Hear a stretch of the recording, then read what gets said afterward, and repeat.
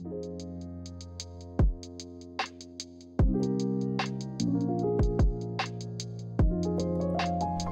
guys, welcome back to the Pressing Matters, and this is a little preface to a video that I'm going to do very shortly on this album from the 1980s, Bryan Ferry, Boys and Girls. This has just been reissued by Virgin Records, and I'm very intrigued with this hype sticker because there wasn't really much information on the pre-order about anything about the album, how it was going to be remastered or anything like that. I just assumed a digital remaster on 180 gram vinyl. But take a look at this. I don't know if you can read that, but I will read it to you in a second. It says, on 180 gram heavyweight vinyl, remastered and cut from the original 1/4-inch tapes at Abbey Road Studios, London. That's very unusual to say that, because normally digital hype stickers just say remastered from the original analog tapes, from the source tapes. They don't ever say analog for sure, but this one says cut, remastered and cut. That means cut from the original 1/4-inch tapes. That means it was actually cut from the analog tape. And unless they're trying to pull one over on us, I think that might be true. And it's very unusual for Abbey Road Studios to be doing that these days, and I hope that's a sign of things to come. Abbey Road has been doing half-speed masters for most of their reissues, digital half-speed remasters, and they have not been that successful. So I have very high hope and high anticipation for hearing this release compared to an original pressing. And I will let you know what I think, but this is exciting news if this is true. Okay, here's the second segment, just going over the packaging and presentation. So the original that I have, I thought it was a US pressing, and I'm delighted to find out that it is actually the UK pressing. First UK pressing. So the first UK pressing comes in a glossy cover, and it's on EG Records, and the back does have a barcode printed on the back. The inside has a single leaf credits list and lyric sheet. Quite flimsy, by the way. And the actual label is the custom label, which is beautiful. Really beautiful. Boys and girls. And the other side is Bryan Ferry's portrait. And I can tell, when I took it out, I could tell that this is not an American pressing, it's a UK pressing. You can tell by the label, the raised edge. And I had suspicions that this glossy cover was not the American cover, because I remember having the American pressing at one time. And this is not it. This is something I picked up later. So that is the UK that we'll be comparing it to.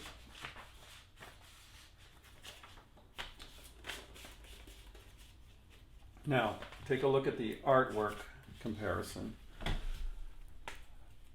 As you can see, the original is a darker image. It's much more, sorry for that ring light, I hate the ring light. It's more black, more mysterious, a little more elegant looking. And the back with Bryan Ferry is, the black is a black. very striking. When you compare them next to each other, again, I'm going to put the other one in front. It's just, there's a difference. Even without this shrink, this is a much lighter image. Look at the woman's face compared to this. So, the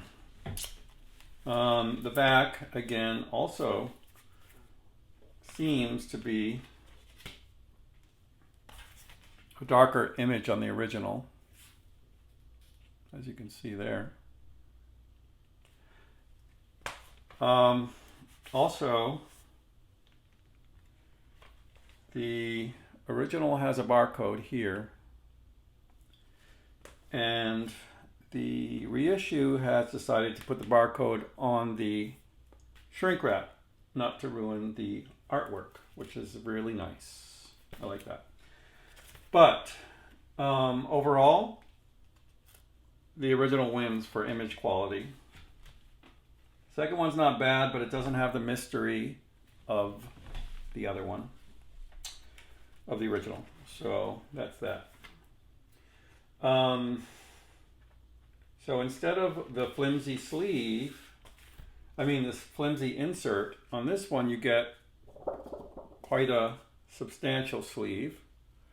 And it actually is a sleeve. It's an inner sleeve. It comes empty, of course, because, to my delight, the record is packaged in a polylined black sleeve, which is quite elegant and befitting of this album. The labels are about identical to the original. No problem there. They look fine. Interestingly, the mastering on the new one is a little further away from the label. I just noticed that. Let me check that again.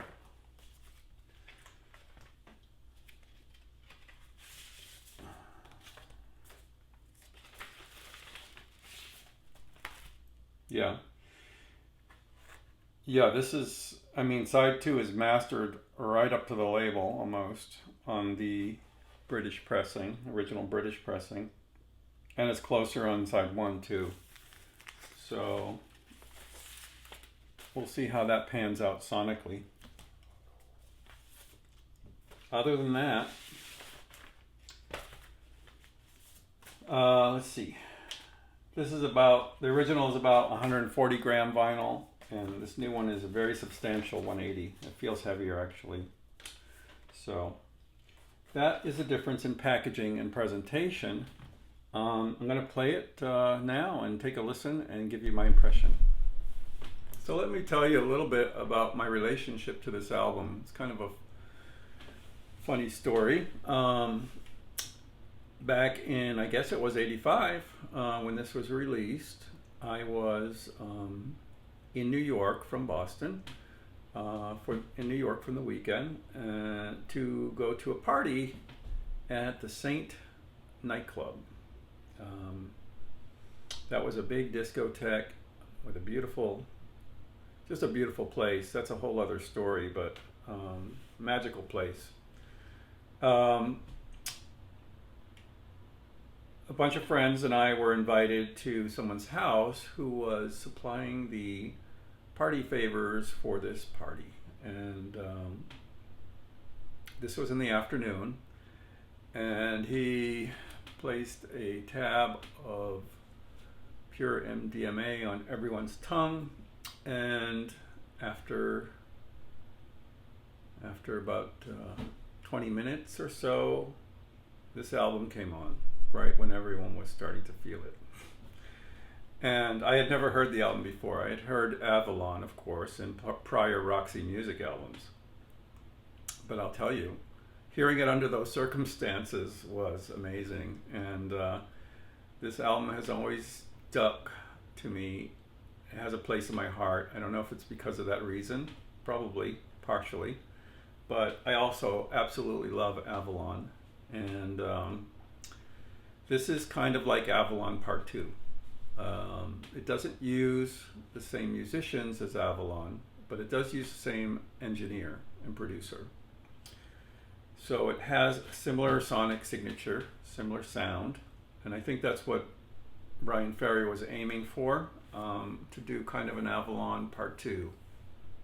Expand upon the idea, the atmospheric soundscapes, the incredible musicianship and solo work, the strong songs, the romantic nature, the breathy vocals, just the magical spell that Avalon produced. He tried to do it again here, and I think he succeeded very well. It has a couple of numbers that are more, I guess you'd say more commercial. Don't Stop the Dance was one of the singles, and is a little more pop, upbeat, I guess.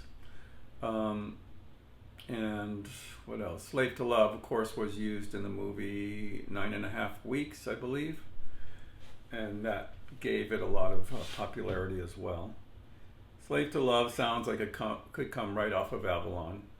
There's a number of these type tunes do. Windswept is another one. Really, The Chosen One, Boys and Girls. I mean, they all could be on Avalon.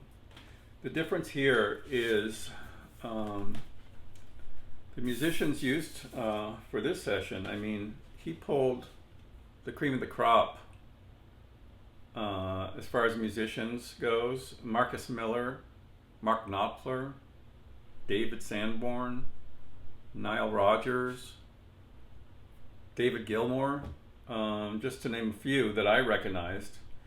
You know, that's heavy heavy hitting. So the musicianship is top notch, the production is top notch, the sound is incredible on either pressing, really. I think the new one doesn't lose anything to the old one. I think, if anything, it's even better. It's it has a little more presence, a little more propulsion. That's how I found it. I don't know how they did it, but I guess the mastering moves on this one, and perhaps the tape they used, it really is super impressive. I thought it was excellent. And although I probably couldn't tell every time between the two, if you don't want to search out an original pressing of Boys and Girls, I'm super excited about this pressing. I think it's fantastic. I think it's really, really top-notch stuff coming out of Abbey Road Studios, which is unusual because they've been doing half speeds, and I don't like their half speed masters, and I'm so glad they didn't do it on this one. I hope this is a sign of things to come, that they're switching to analog mastering whenever possible, and when they have tapes in England, which they did in this case. So, you know, there's sonic highlights throughout the record. I don't want to drag this on and on, but I'm saying run, don't walk. Get this new issue. It's fantastic. It really is. Just a delight to listen to. The pressing is very clean, very quiet. Not audiophile quiet, but it's really good for a commercial pressing. I didn't have any ticks, no pops, nor anything like that. The only thing I noticed was when turning it up all the way, which I did for most of it, to loud levels, I did hear, you know, vinyl noise, but that's normal. I mean, when you're going up to that volume, that's normal. But really a nice pressing, great presentation. Sound is excellent, very comparable to the original, if not better. Jacket art could be a little bit more like the original, but That's my only gripe on this one. I think it's a solid release. It's really well priced. And if it really is truly all analog cut from a tape, I'm impressed. I mean, it sounds like it, and I think it is. So hopefully there'll be more coming like that from not only from Bryan Ferry and Roxy Music, but from Abbey Road Studios. I'm surprised they didn't list a mastering engineer on this, because it's really well done. Anyway, that's it for today.